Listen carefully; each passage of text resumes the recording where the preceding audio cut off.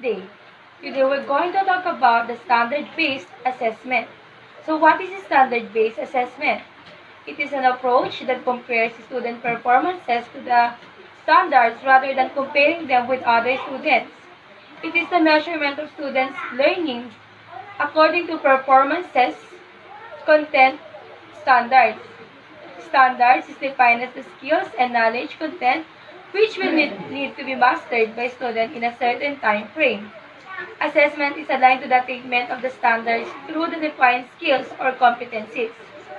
What is standard-based classroom instruction? It achieves the standards by using content as the vehicle, uses student-centered approach, makes big ideas and enduring understandings, acts as an umbrella of the content, embeds assessment of the attainment of the standards in instructional strategies, implements standards that are observable and measurable, emphasizes on what students will be able to attain or know, understand, and do. Framework of English under the Curriculum Guide of K-12.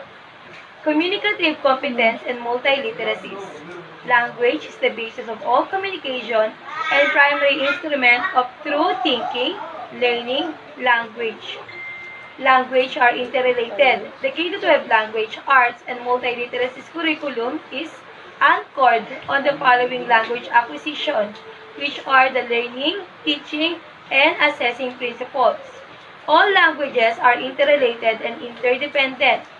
Facility in the first language, or L1, strengthens and supports the other learning of other languages, or L2. It is the acquisition of sense of skills and implicit metalinguistic knowledge in one language provides the base for the development of the first language, L1, and the second language, L2.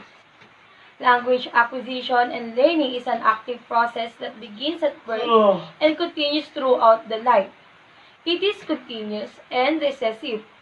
Students enhance their language abilities by using what they know in a new and more complex context, and which increasing sophistication successful language learning involves viewing, listening, speaking, reading, and writing activities.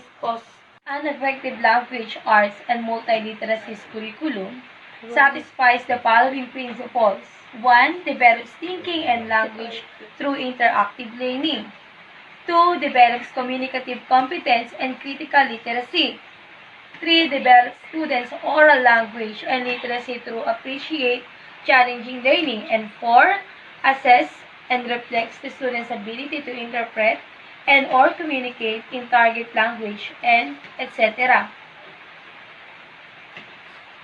Communicative competence. Number 1, grammatical linguistic competence. This means the acquisition of phonological rules, morphological words, syntactic rules, semantic rules, and lexical items. Number 2, social-linguistic competence.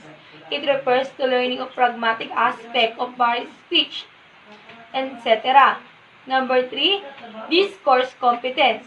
It is the knowledge of rules regarding cohesion or grammatical links and coherence, appropriate combination of communicative actions. And number 4, strategic competence. It is the do with the knowledge of verbal and non-verbal strategies.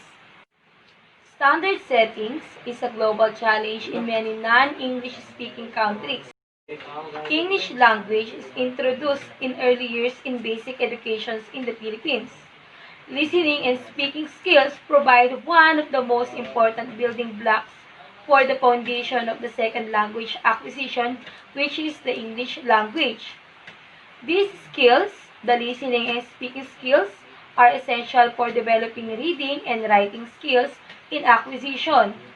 Students most receive reading and writing instruction in English while they are developing fluency in oral English.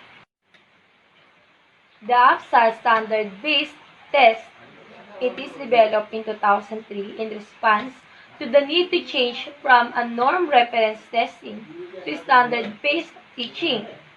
Why standards-based assessment and not a norm assessment? Number 1, it is because standards are fixed norms Move. Number 2, standards are cooperative while norms are competitive. Standards measure proficiency, while norms and their counterparts measure behavior. Teacher standards. In addition to the movement to create standards for learning, an equally strong movement has emerged to design standards for teaching. Students' performance on assessment depends on the quality of instructional program provided, which depends on the quality of professional development. Importance of teacher standards in three domains. We have number 1, linguistic and language development. Number 2, culture and the interrelationship between language and culture. 3, planning and managing instruction. Teachers can demonstrate the standards in their teaching. It can be asserted through what teachers do with their learners.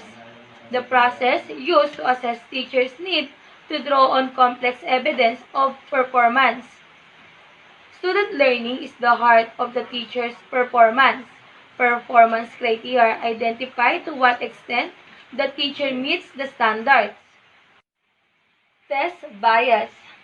It is no secret that standardized tests involve a number of types of test bias. That bias comes from many forms, including the language, culture, race, gender, and learning styles. Every year offers dozens of instances of claims of text bias from teachers, parents, students, and legal consultants.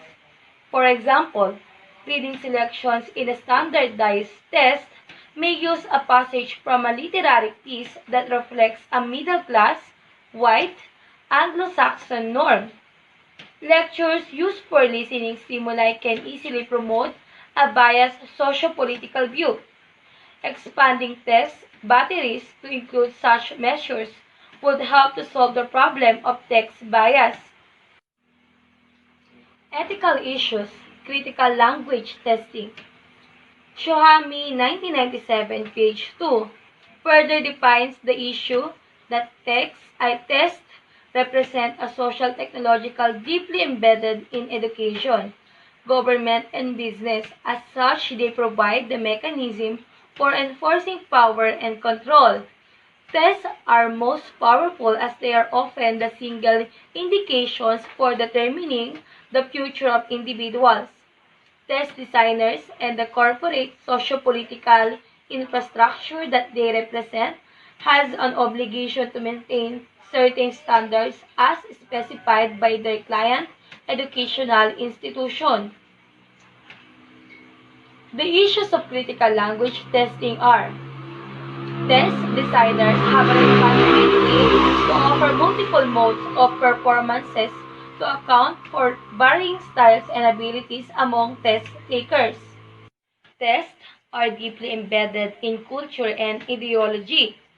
Test takers are political subjects in a political context.